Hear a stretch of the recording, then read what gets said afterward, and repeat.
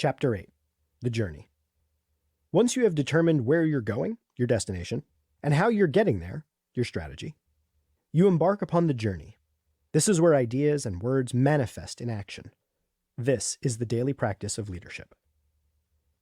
Now that your plans are in place, it's time to buckle up for that journey ahead. If you've followed all of the steps in this book so far, you should be feeling good at this point. You have built trust with each team member, and they've built trust with one another. You have defined the team and set expectations with the 8 commitments. You have defined your purpose and engaged your team to align with common values. You have set your destination, goals, with specific timelines and measurements. You have created and documented the plans to accomplish your goals. Now it's time to walk the walk. On the road ahead, you'll want to be mindful of 4 practices. 1. Maintaining strong team bonds. 2.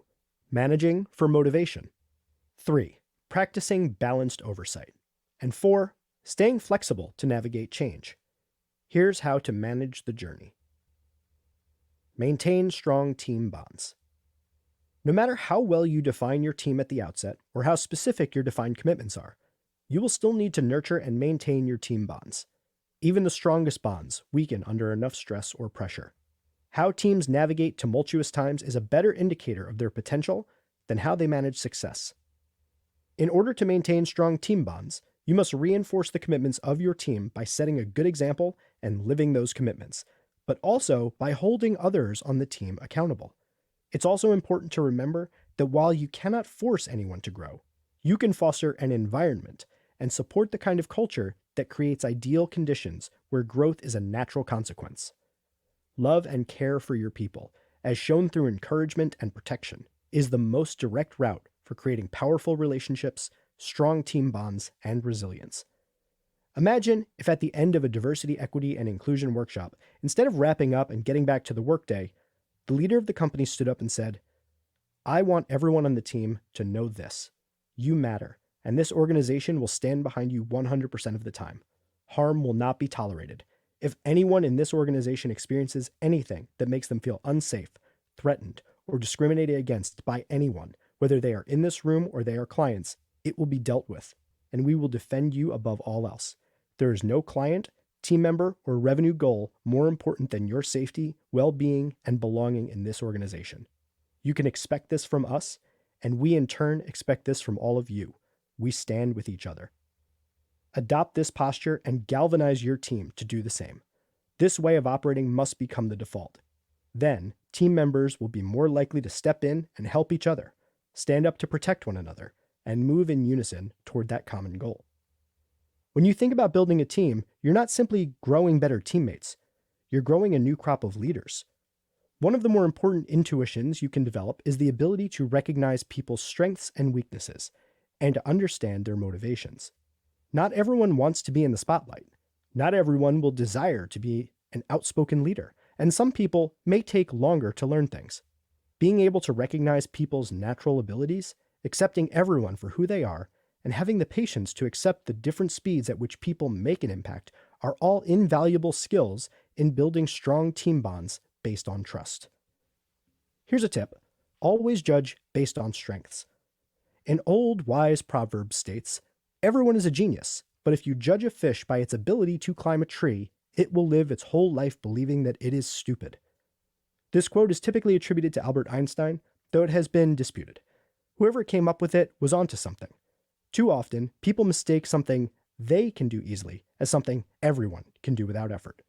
As a leader, you must understand that everyone has their strengths and weaknesses. It is not your job to change those so much as it is to accentuate the strengths and minimize the weaknesses. In some cases, your job will be to work with your teammate to improve upon their weaknesses. However, you must be careful to judge your teammates on their strengths rather than their weaknesses. Manage for motivation. Great leaders are driven by purpose, and they excite and motivate their teams with their passion. They always plan to succeed, but accept that sometimes they won't.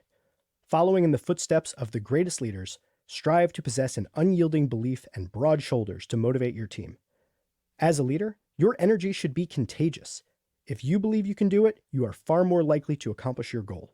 Great leaders understand the importance of seeing something bigger and rally their teams with belief that it is possible. You may still have doubts and bad days, and you may yet question your ability from time to time. Of course, all great leaders do. Despite that, you must find a way to manufacture belief for yourself and your team. You must summon the will to get back up after being knocked down.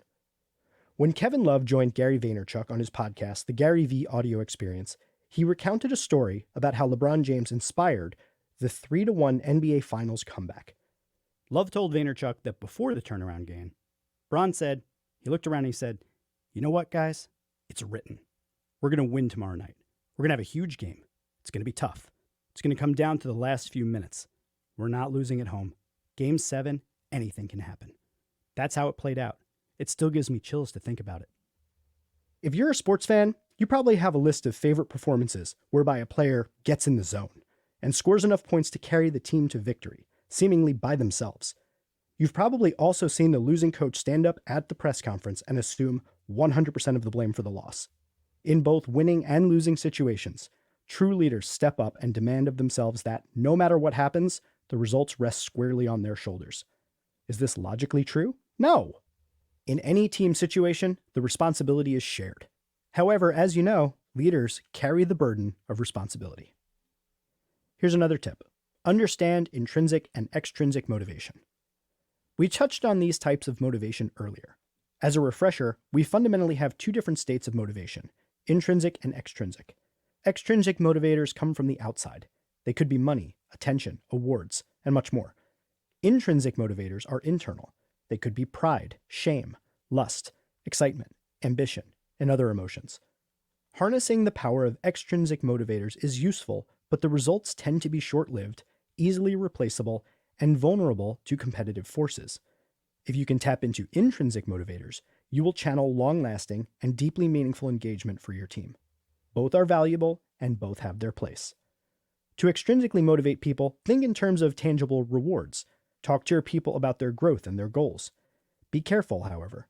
Once you fall into the pattern of offering extrinsic rewards, you may get locked into a situation where people become less motivated in the absence of a reward. While extrinsic rewards have their place, intrinsic rewards may be more effective and less costly. To intrinsically motivate people, focus on feedback and genuine praise. Practice balanced oversight. Although you must get your hands dirty from time to time, your primary role as a leader is to support the action of those under your care and guidance. This requires your attention, patience, and occasional check-in. Many leaders go astray by micromanaging. Micromanagement is a product of a desire for meticulous control, sometimes because of overzealous ownership of a project, sometimes because of a concern that the project won't be done properly or on time. In any case, micromanagement clearly signals that you lack trust in your team. Trust is the seed of ownership. If you do not trust your people, they cannot take ownership. While it may be faster for you to write the strategy or step in to save the sales call or show the project manager how the software works, all that does is create more work. For the team member who needs to grow, you've robbed them of the opportunity to fail and learn. For the team member who is ready to take on the work, you've shown them that you lack confidence in them. Stop saving the day. Start giving your team a chance to be the heroes. Create the right environment to ensure that everyone on your team feels ownership. Train your people to think like an owner and be a leader rather than stepping in and doing the job for them or hovering over their shoulders. Don't lead by training people what to do. Lead by training people how to see things. Stay flexible to navigate change. No matter how solid your plans or how capable your team, things will come up that will rattle the ground beneath your feet. Clients may leave, opponents and competitors may ambush you, or the market conditions could shift in a flash. You must expect such changes. This way, they are less likely to take you by surprise. Expect them, and whenever possible, plan for them. And prepare your team to manage unforeseeable change, too. Role-playing and involving them in real situations of change can help with this. Role-playing is creating no-stakes situations for your team members to practice how they might handle unforeseen changes as they arise. It provides a safe environment in which to develop problem-solving skills. It also gives your team members practice making important decisions in the moment. Ideally, the first time someone has the freedom to decide would not be in the middle of a crisis. Each team member needs to feel confident that they have the trust of their leadership team to adapt to changes. What does role-playing look like? A package manufacturing firm role-plays supply chain bottlenecks or sudden requests to speed up so the project manager has a chance to move things around quickly to make the timeline work for the client. A PR firm picks a random day and a team member each week and introduces a functional crisis scenario with a real client. See how well the team member builds or executes a crisis management plan. A financial services firm runs the scenario of a market crash and has associates call one another to practice having a conversation with the client. Go through the motions and develop some familiarity and comfort with the process. When a real change does come up, make sure to engage your team members in the solution so that they continually build the mental and emotional muscles to navigate change in the future. Don't just leave them on the sidelines watching you work. This is part of building your muscle for leadership. Even if things are tense, asking a team member what they would do gives them the opportunity to showcase what they've learned and to grow in their own leadership. People typically find the emotional side of navigating change more difficult than tactical planning around it. Unfortunately, the emotional distress of change can sometimes impede people's ability to think clearly and strategize new solutions. But there is one invaluable tool for dealing with the emotional side of navigating change. Negative thinking. A popular practice among the great Stoic philosophers was known as negative thinking. When you encounter a situation that arouses anxiety, going deeply into that rabbit hole of concern can be helpful. Think through how bad things could get. Imagine the client leaving, them suing you, losing your home. Go all the way to the bottom. What you'll typically realize is this: most of that is highly unlikely, and most of those fears are unjustified. When I started my agency in 2010, I was routinely terrified of becoming homeless.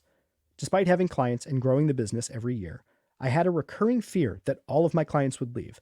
I'd never get work again, I'd look for a job too late, and I'd wind up evicted and sleeping on the street with my dog. I'm not being hyperbolic here. This was a real fear, and it was one I had almost every week without any good reason. One morning in 2014, my friend Naomi came over for a coffee before work. We got to chatting, and I casually mentioned this recurring fear of mine and how it drove me to work hard every day. She looked at me and seemed genuinely confused and maybe even a little disappointed. After what felt like an entire minute went by, I asked, "What?" Her answer became the punchline of the power of negative thinking in my life. "Jeff, if all of that happened, you could just come and sleep on our couch until you get back on your feet." And that was when I began to realize that the fears that we make up in our head are not the truth. They are anxiety-induced fantasies, where everything that could go wrong does go wrong, and we are all alone. But we're not. You can use this knowledge with your team in two important ways. First, when something comes up, let's say a major event that immediately drastically cuts an organization's income. Discussing it openly, including an exploration of the absolute worst-case scenario, prepares everyone for it and for what they can do to make sure that the darkest possibilities never happen. It also gives everyone the opportunity to create a strategy for navigating the worst-case scenario together. Maybe everyone agrees to take a pay cut so that no one is laid off. Maybe everyone agrees to put in more hours at the office, make more sales calls, or work a few more hours. Discussing the worst-case scenario gives everyone a chance to confront it and work through their emotional response to it with the support of the group. This sort of transparency also builds trust. Negative thinking can also be useful for proactively coming up with positive solutions. Because humans tend to have a strong negative bias, it's often easier to think about everything that could go wrong before painting a picture of everything going right. Let's say you needed to figure out the best way to generate more revenue from existing clients. Reframe the objective in the negative, asking, what is the best way to lose revenue from existing clients? Or what is the worst way to generate more revenue from existing clients? The answers to those questions might be things like, be unresponsive to their calls and emails, neglect to ask them about additional work, be impatient with them, miss deadlines. To get a solution that would increase the likelihood of generating more revenue from existing clients, you invert the negative responses. New strategies then might include, be ultra-responsive to their calls and emails. Regularly ask them about additional work. Be patient with them and provide extra documentation. Hit all deadlines and build a dashboard so that the client can see the output of deliverables by due date. Negative thinking is a tool that can be remarkably helpful for building a creative and resilient team in the face of inevitable changes. Lovable Leader's Cheat Sheet. To excel at the daily practice of leadership, I will maintain strong team bonds by reinforcing the commitments of the team. Appreciate each individual by judging them on their strengths, not their weaknesses. Manage with the intent to motivate. Maintain an unwavering belief in my team. Step up and carry the additional weight whenever I'm needed. Practice balanced oversight. Stay flexible to navigating change. Embrace the power of negative thinking to stay grounded.